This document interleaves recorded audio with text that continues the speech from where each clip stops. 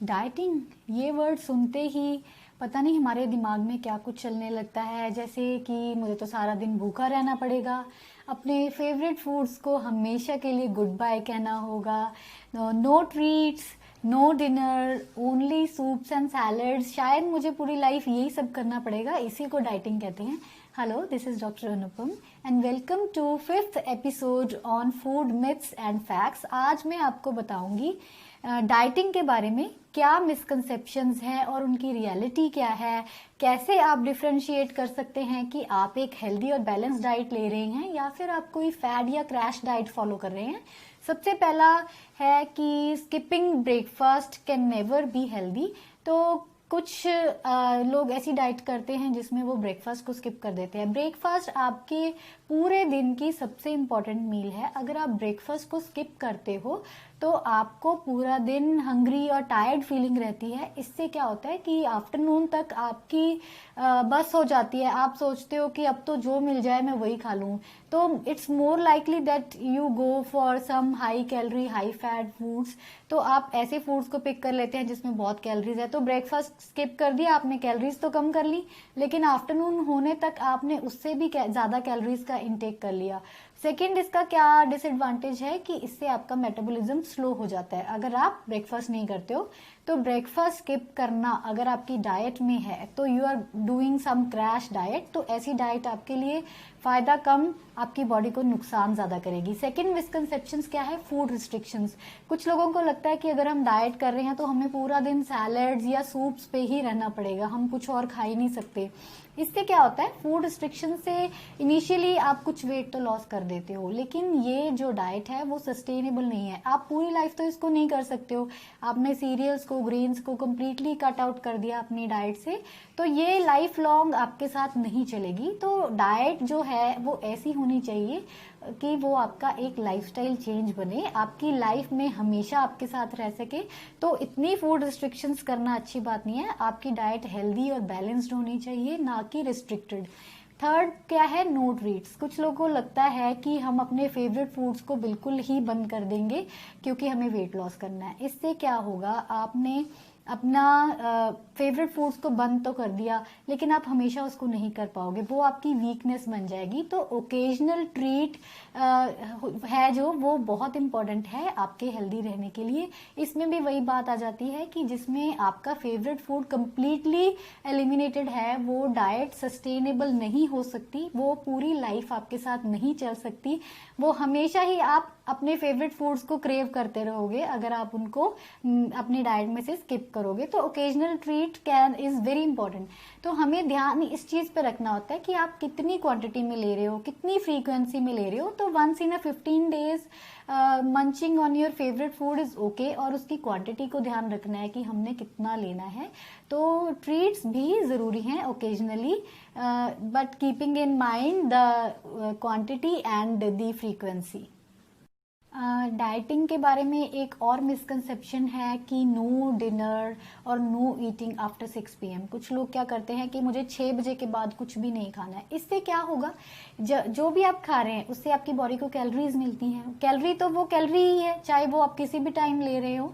तो ये इंपॉर्टेंट होता है कि आपने सोने से पहले बहुत ज्यादा हैवी मील नहीं लेना है और मिनिमम 3 to 4 आवर्स पहले आपने डिनर कर लेना है। लेकिन a diet with no dinner ये फिजिबल नहीं है, ये प्रैक्टिकल नहीं है, आप बहुत लंबे टाइम तक इसको नहीं कर सकते हो। तो डिनर भी इंपॉर्टेंट है, बट वही बात फिर आ जाती है कि आपने उसमें थोड़ा लाइट फूड लेना है, उसकी क्वांटिटी को ध्यान में रखना है और सोने से एटलीस्ट 3 to 4 आवर्स बिफोर लेना है। ऐसा बिल्कुल भी नहीं है कि 6 बजे के बाद आप कुछ भी नहीं खा सकते हो, दैट इज ऑल्सो इम्पोर्टेंट। और एक मिसकंसेप्शन है कि कुछ डाइट प्लान्स में लिखा होता है कि this is for belly fat loss, this is for thighs fat loss. तो ऐसा कोई भी डाइट प्लान या ऐसा कोई भी फूड नहीं है जो आपकी बॉडी के एक पर्टिकुलर एरिया के फैट पे फोकस करता है, उसको टारगेट करता है। When you lose fat it goes from all over your body, जहां पे भी आपके एक्सेस फैट है वो प्रोपोर्शनेटली ही जाएगा। ऐसी कोई भी डाइट प्लान नहीं है जो आपकी बेली फैट पे फोकस करे या आपकी आर्म्स पे फोकस करे।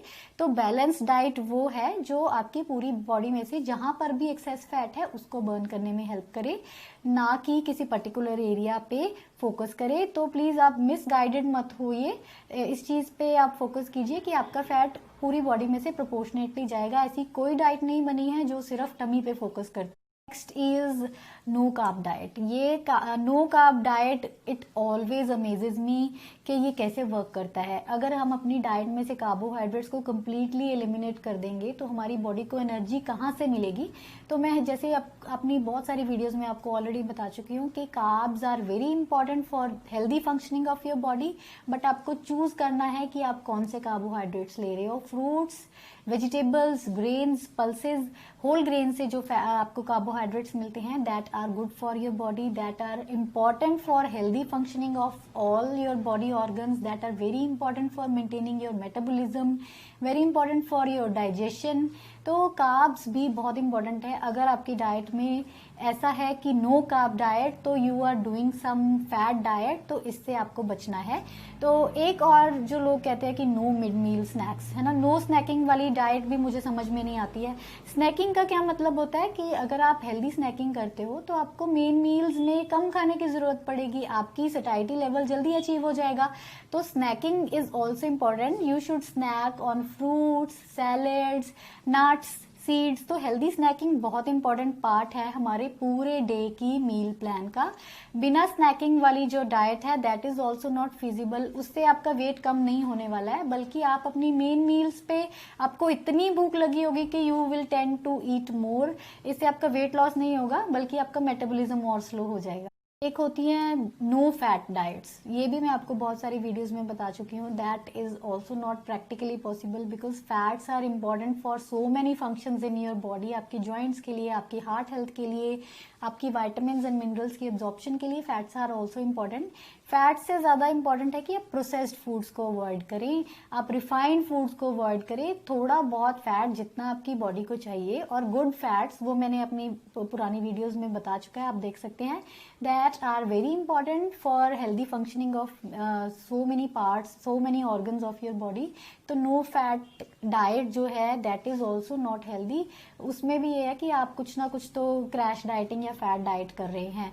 और है कि इंटेंस एक्सरसाइज रिजीम्स, कुछ लोग बहुत ही इंटेंस एक्सरसाइज शुरू कर देते हैं, उससे इवेंचुअली क्या होता है कि एक बार तो आपका फैट लॉस हो गया, साथ में मसल और वाटर लॉस भी होगा। जब भी आप उस एक्सरसाइज रिजीम को बंद करेंगे that weight is going to bounce back. तो एक्सरसाइज उतनी ही करनी चाहिए जितना कि आप सस्टेन कर सकते हो, आपकी बॉडी उसको सस्टेन कर सके और आपका मसल और वाटर लॉस नहीं हो। हमें सिर्फ फैट लॉस पे फोकस करना है।